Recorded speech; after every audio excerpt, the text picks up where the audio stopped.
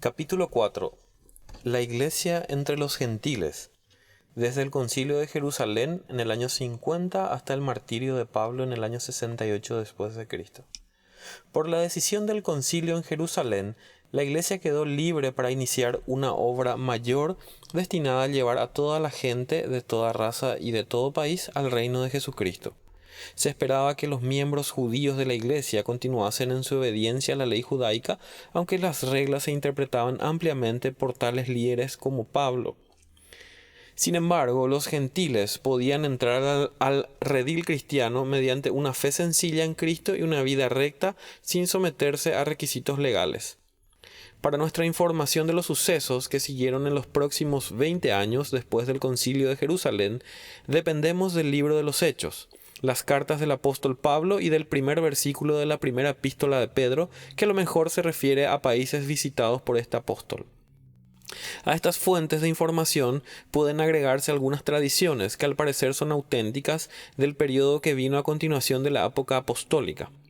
El campo de la Iglesia es ahora todo el Imperio Romano, que consistía de todas las provincias al margen del mar Mediterráneo y también algunas tierras fuera de sus fronteras, en especial hacia el este. Veremos que sus miembros gentiles seguían aumentando y los miembros judíos disminuyendo. A medida que el Evangelio ganaba adeptos en el mundo pagano, los judíos se alejaban de él y su odio se hacía cada vez más amargo. Durante esta época, casi en todas partes, los judíos, los que instigaban persecuciones en contra de casi en todas partes eran los judíos, los que instigaban a persecuciones en contra de los cristianos. Durante aquellos años, 3 líderes se destacaban con prominencia en la Iglesia. El principal es San Pablo, el viajero incansable, el obrero indómito, el fundador de iglesias e eminente teólogo. Después de San Pablo, San Pedro, cuyo nombre apenas aparece en los registros, pero que Pablo lo reconoció como una de las columnas. La tradición nos cuenta que el apóstol Pedro estuvo por algún tiempo en Roma, encabezó la iglesia en esa ciudad y murió allí como mártir alrededor del año 67 después de Cristo. El tercero de los nombres grandes de este periodo es el de Santiago, un hermano más joven de nuestro Señor y cabeza de la iglesia en Jerusalén. Era un fiel conservador de las costumbres judías y se le reconoce como líder entre los cristianos judíos. Sin embargo, no llegaba al extremo de oponerse a que el evangelio se predicase a los gentiles. Este apóstol escribió la epístola de Santiago. Lo asesinaron en el templo alrededor del año 62 después de Cristo.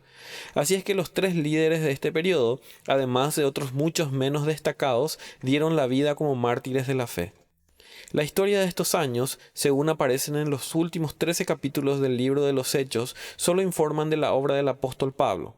Sin embargo, es de suponer que existieron muchos otros misioneros porque poco después del final de esta época, se mencionan iglesias en países que Pablo nunca visitó. El primer viaje de Pablo por alguna de las provincias interiores de Asia Menor ya se había mencionado. Después del Concilio de Jerusalén, Pablo emprendió un segundo viaje misionero. Con Silas o Silvano de compañero, salió de Antioquía de Siria, visitó por tercera vez las iglesias en el continente fundadas en su primer viaje, llegó a la costa del mar Egeo, a Troas, el sitio de la antigua Troya, y luego se embarcó rumbo a Europa, llevando el evangelio a ese continente. En la provincia de Macedonia, Pablo y Silas establecieron iglesias en Filipos, Tesalónica y Berea. Fundaron una pequeña grey en la ciudad de la cultura, Atenas, y una fuerte congregación en Corinto, la metrópoli comercial de Grecia. Desde Corinto, Pablo escribió 2 cartas a la iglesia de Tesalónica, siendo estas sus primeras epístolas. Luego navegó hacia el este a través del mar Egeo para hacer una breve visita a Éfeso, en Asia Menor. Después fue por el Mediterráneo a Cesarea y llegó a saludar a la iglesia madre en Jerusalén. Luego regresó a su punto de partida en Antioquía de Siria. En sus viajes de 3 años por tierra y mar, abarcó más de 3.219 kilómetros. Fundó iglesias en 7 ciudades importantes y abrió, por así decirlo, el continente imperial de Europa para la predicación del Evangelio.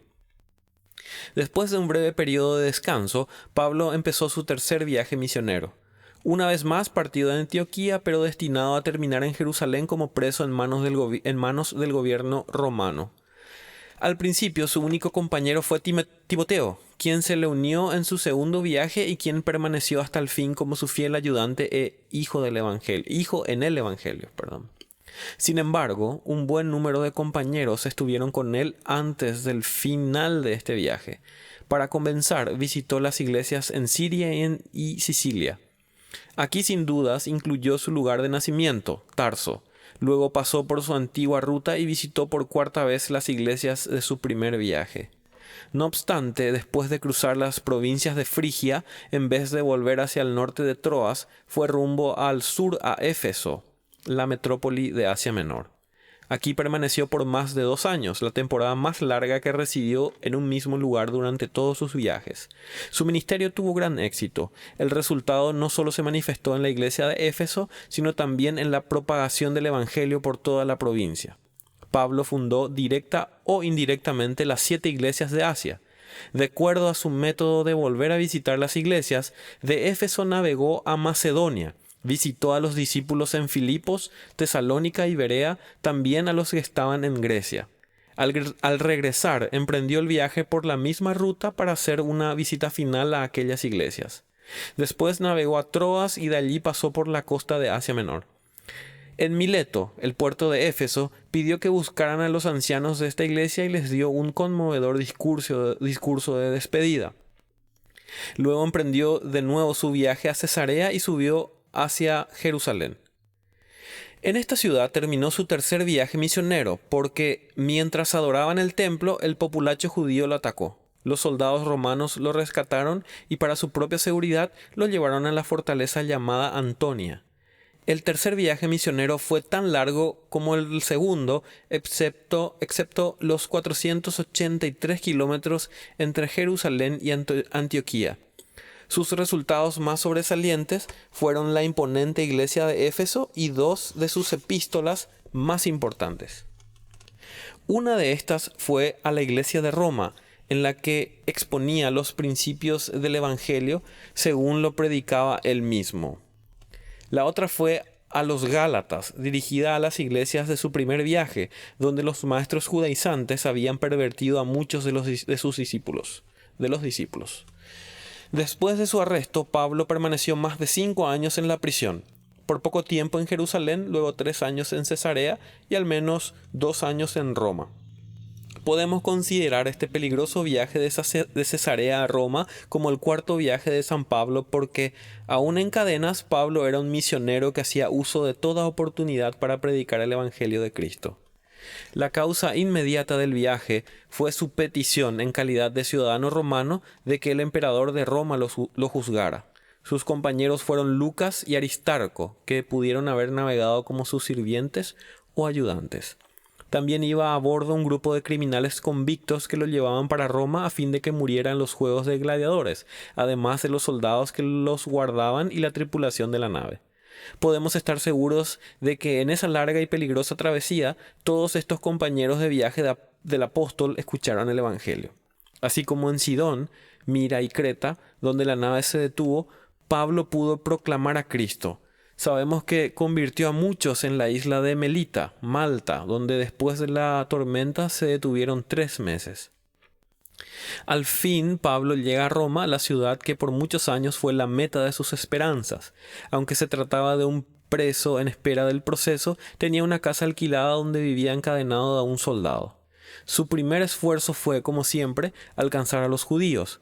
Por lo tanto, celebró una reunión durante todo un día con ellos. Sin embargo, al comprobar que solo unos pocos estaban dispuestos a aceptar el Evangelio, se volvió a los gentiles. Por espacio de 2 años, su casa fue una iglesia en la que muchos encontraron a Cristo, en especial entre los soldados de la guardia del pretorio. Sin embargo, su obra mayor en Roma fue escribir 4 epístolas que se cuentan entre los tesoros de la iglesia: Efesios, Filipenses, Colosenses y Filemón. Hay una buena razón para creer que después de estar 2 años en la prisión, Pablo fue absuelto y puesto en libertad. Bien podemos considerar los 3 o 4 años de libertad de Pablo como la continuación de su cuarto viaje misionero. Encontramos alusiones o esperanzas de hacer visitas a Colosas y Mileto. Si estaba tan cerca de Éfeso como lo estaban estos dos lugares, casi podemos estar seguros de que visitó esa ciudad. También visitó la isla de Creta, donde dejó a Tito a cargo de las iglesias, y Nicópolis en el mar Adriático al norte de Grecia. La tradición declara que en este lugar lo arrestaron y enviaron de nuevo a Roma, donde en el año 68 después de Cristo sufrió el martirio.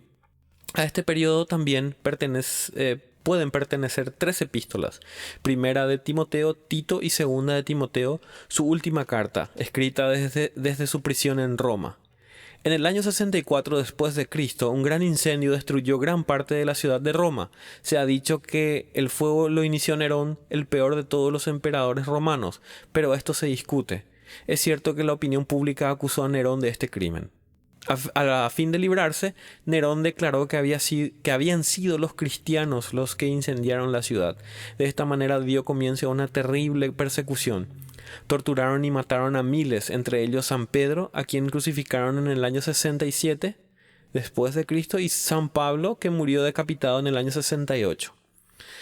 Estas fechas no son muy seguras. Los apóstoles pueden haber sufrido el martirio 1 o 2 años antes.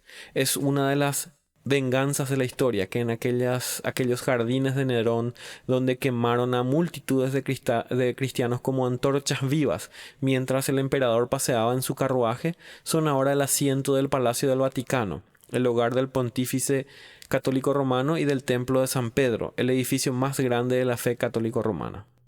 Cuando se celebró el Concilio de Jerusalén en el año 50, ningún libro del Nuevo Testamento se había escrito y la Iglesia dependía para su conocimiento de la vida y enseñanzas del Salvador de las memorias de los primeros discípulos. Sin embargo, antes de finalizar este periodo, en el año 68 después de Cristo, una gran parte del Nuevo Testamento estaba en circulación, incluyendo los Evangelios de Mateo, Marcos y Lucas, las epístolas de San Pablo y Santiago, primera de Pedro y tal vez segunda de Pedro.